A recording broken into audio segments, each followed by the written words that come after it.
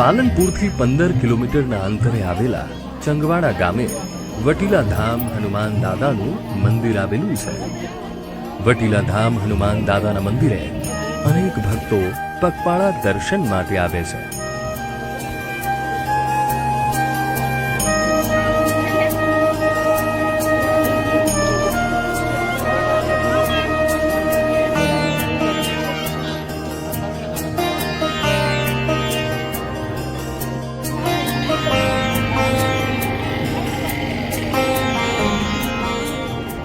અહીંયા દર શનિવાર અને મંગળવારના દિવસે 30 થી 40 હજાર લોકો દર્શન કરવા આવે છે. હનુમાન દાદાની મૂર્તિથી 11 ફૂટ દૂર રહીને દર્શન કરાવવામાં આવે છે. અહીંયા કોઈ પ્રસાદ ધરાવવામાં આવતો નથી. અનેક ભાવિકોને હનુમાન દાદાનો સાક્ષાત્કાર થયાના પ્રમાણ છે.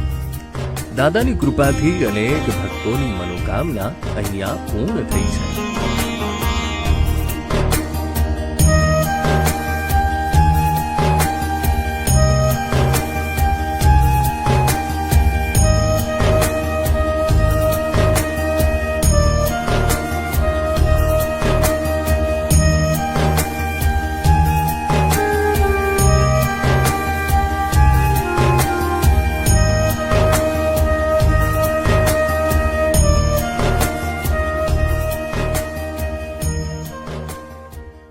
શ્રદ્ધાળુઓની અનેરી શ્રદ્ધા છે આમાં.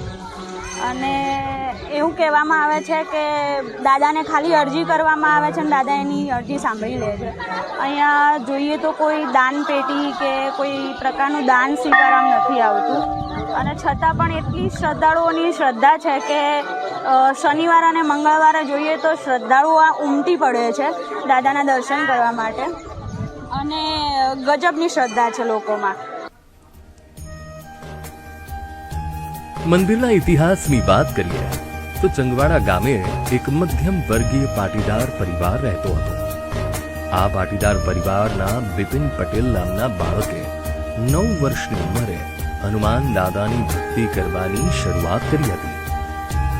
9 વર્ષીય આ બાળક ચંગવાડા ગામમાં આવેલા હનુમાન દાદાના મંદિરે સવાર સાંજ ધ્યાન ધરી ભક્તિમાં લીન રહેતો. એક સમય એવો હતો કે પોતાના પરિવારજનો અને લોકો આ બાળકની ભક્તિને મજાક સમજતા હતા. પરંતુ ગામના હનુમાન મંદિરે બાળકની ભક્તિને 2 વર્ષનો સમય વીત્યો ત્યારે તેને પોતાના ઘરે હનુમાન દાદાની મૂર્તિ લાવવાનું નક્કી કર્યું. પરંતુ પરિવારજનો માન્યા નહીં. જો કે બાળકના દાદીએ બાળક માટે એક નાની હનુમાન દાદાની મૂર્તિ લાવી આપી અને તે દિવસથી પોતાના ઘરે હનુમાન દાદાની મૂર્તિની પૂજા કરવાની શરૂઆત કરી હતી. ત્યાર પછી અનેક ચમત્કાર થયા. અમે લગભગ 3-4 વર્ષથી આવીએ છીએ. અહીંયા આવવાથી અમારી બધી મનોકામના પૂરી થઈ છે. મારા પતિદેવને કેન્સરની તકલીફ હતી તો દાદાના દર્શનથી અમારે સારું થઈ ગયું. એ મારી જોડે આવી શનિવારે મંગળવારે અમે રોજ દર્શન કરવા આવીએ છીએ. દાદાની ખૂબ કૃપા અમારા ઉપર. અને બીજા પણ કોઈ કોમ અમે ધાર્યા હોય દાદા પૂરા કરે.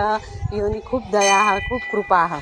બીજા પણ લોકો આવવાવાળા ખૂબ ખુશ રહી, ખૂબ દાદાની બધી મનોકામનાઓ એ પૂરી કરી. 9 વર્ષની ઉંમરે શરૂ થયેલી ભક્તિને આજે 26 વર્ષનો સમય થયો છે. આ મંદિર હનુમાન ભક્તરાજના ઘરમાં જ આવેલું છે. તેમની 26 વર્ષની કઠિન ભક્તિથી અનેક દિન દુખિયાઓના ચમત્કારિક કાર્યો થયા છે. ભક્તરાજે હનુમાન દાદાની એક મોટી મૂર્તિની સ્થાપના કરવાનું વિચાર્યું અને તેના માટે હનુમાન દાદાની રજા માંગી. ત્યારે દાદાએ એવી રજા આપી કે રસ્તામાં 2 ગાય મળે તો સમજજે કે મારી હા છે અને એ 2 ગાય માતા ઘરે લાવી દેજે અને તેની પૂજા અર્ચના કરજે. ભક્તરાજ હનુમાન દાદાની મૂર્તિ લેવા નીકળ્યા ત્યારે રસ્તામાં 2 ગાય મળી અને તે બંને ગાયને ઘરે લાવી એકનું નામ વિષ્ણુ અને બીજી ગાયનું નામ કેસરી રાખ્યું. બંને ગાય માતા કુંવારી રાખવામાં આવી છે અને તેમની સેવા પૂજા અર્ચના ભક્તરાજ તેમજ તેમના પરિવારજનો કરે છે. ગાય માતા પ્રત્યેનો પ્રેમ અન્ય ભક્તો માટે પણ પ્રેરણારૂપ છે. મહત્વની વાત તો એ છે કે આ મંદિરને ન્યાયનું મંદિર માનવામાં આવે છે. હનુમાન દાદાના મંદિરે આવી અને જે ભક્ત પોતાની મનોકામનાની અરજી કરે છે તેમને હનુમાન દાદાના આશીર્વાદ અચૂક મળે છે.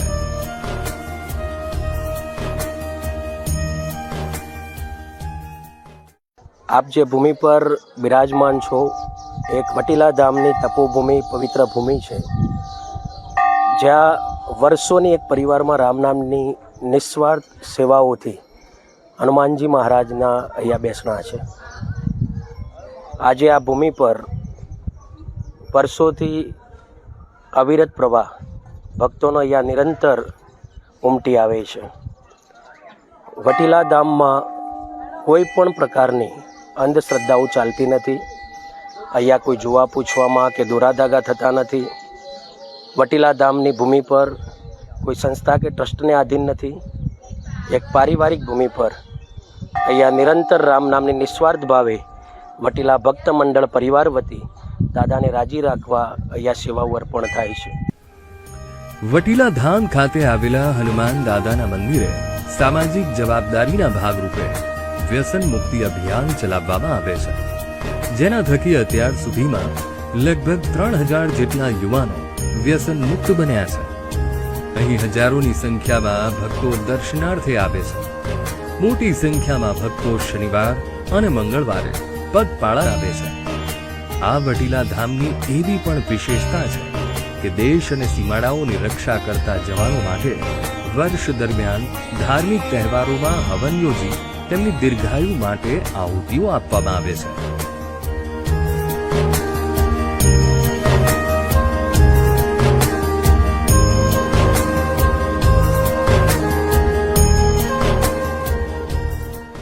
દાદાની મારા ઉપર ઘણી બધી કૃપાઓ છે.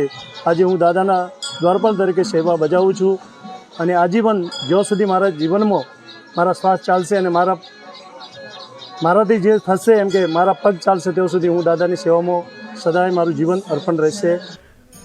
વટીલા ધામ હનુમાન મંદિર ખાતે કોરોના કાળમાં મંદિરે એક ધાર્મિક પ્રસંગનું આયોજન કરવામાં આવ્યું હતું, જે સરકારી ગાઈડલાઈન પ્રમાણે કરવું શક્ય નહોતું.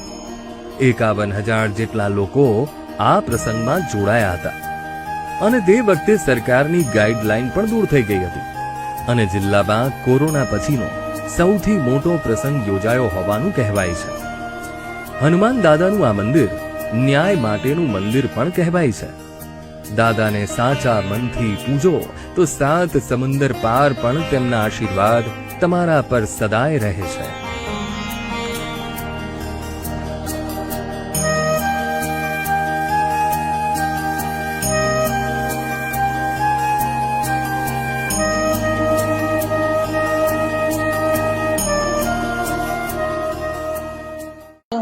ત્યાંથી દર શનિવારે ત્યાં આવું છું. એના પછી વરસ પછી મારો છોકરો અમેરિકા ગયો. ત્યાં પણ થોડુંક એને એક પ્રોબ્લેમ થઈ ગયો હતો. તો પ્રોબ્લેમના લીધે હું અહીંયા બેઠા બેઠા એને કીધું હતું. એને પણ ત્યાં માનતા રાખી હતી કે મારી મમ્મી દર શનિવારે જશે, મને દર્શન કરાવશે.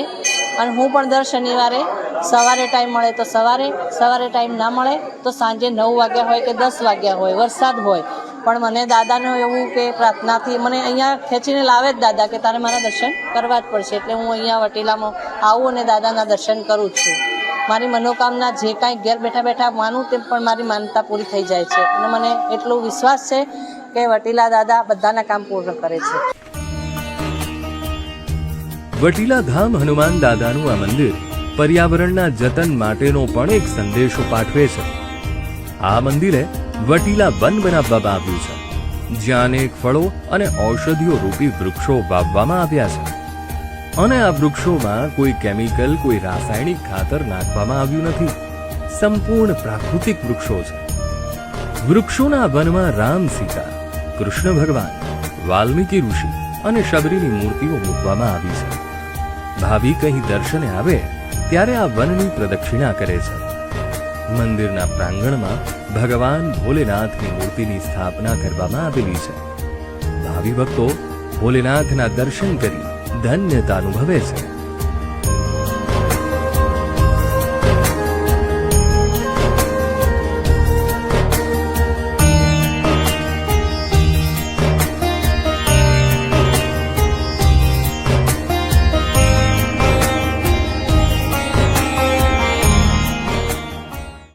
આજે વટીલા ધામ ફક્ત ધર્મ અને પ્રકૃતિને આગળ વધારીને આજે તમે પાછળ જોઈ શકો છો કે અમે અહીંયા વટીલા વાટિકાનું નિર્માણ કરેલું છે. જે વટીલા વાટિકામાં ફક્ત વૃક્ષોને ઔષધીય બીજા ઘણા બધા વૃક્ષો જ્યાંથી 100થી વધારે પ્રકારના વૃક્ષો અમે વાવીને આજે એનું જતન કરીને મોટા કરી રહ્યા છીએ.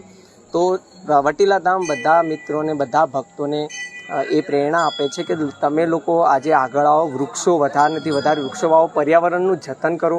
અને ખાલી વૃક્ષો વાવો જ નહીં, દરેક વૃક્ષનું જે આપણે વાવેલું છે એનું આપણે જતન કરીએ, એમને મોટા કરીએ, જેથી આપણે આગળની પેઢીને એક સુરક્ષિત અને એક જે આપણે કહીએ છીએ ને કે પ્રદૂષણ મુક્ત આપણે રાષ્ટ્રનું નિર્માણ કરીને આપીએ, જે આજથી 100 વર્ષ પહેલાં જે નિર્માણ હતું.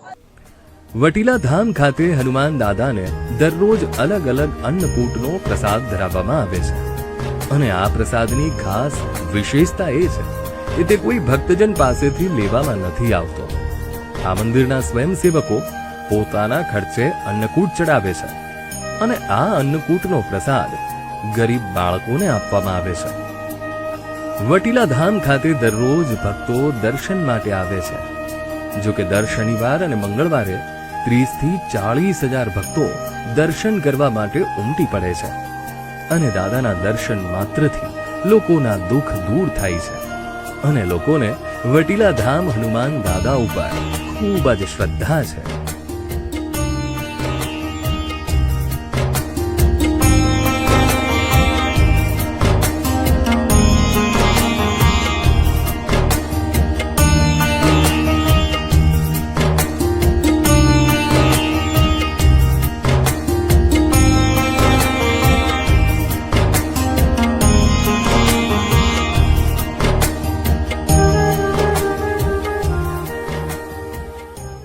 છેલ્લા 3 વર્ષથી વટીલા ધામે દર્શન કરવા આવું છું. વટીલા ધામમાં મારી વાત કરું તો મારા માટે વટીલા ધામ એ આસ્થા, શ્રદ્ધા અને શાંતિનું પ્રતિક સ્થળ છે. અહીંયા આવવાથી એક તમને પોઝિટિવ વાઇબ આવે છે. અને આશરે મારા ખ્યાલ મુજબ વટીલા ધામમાં છેલ્લા 3 વર્ષમાં 3થી 4 હજાર લોકોએ પોતાના વ્યસન છોડ્યા છે. અને અહીંયા આવ્યા પછી એક તમને મને જાણવા મળ્યું છે કે પોતાની જાત અને જીવનને જોવાનો એક અલગ જ દ્રષ્ટિકોણ પેદા થયો છે વટીલા ધામમાં આવ્યા પછી. અને દાદાના સ્મરણ માત્રથી જ ઘણા લોકોના દુઃખ અને મનોકામનાઓ પૂરી થઈ છે, દુઃખ દૂર થયા છે. અને અહીંયા દાદા પ્રમુખ સ્થાને બિરાજે છે. કોઈ પણ અંધશ્રદ્ધા વગર દાદાના દર્શનથી લોકોના ઘણા કામ થયા છે. વટીલા ધામ હનુમાન મંદિર માત્ર એક પૂજા સ્થળ જ નહીં, પરંતુ સામાજિક ઉત્થાન અને શ્રદ્ધાળુઓની આસ્થાનું પ્રતીક બન્યું છે.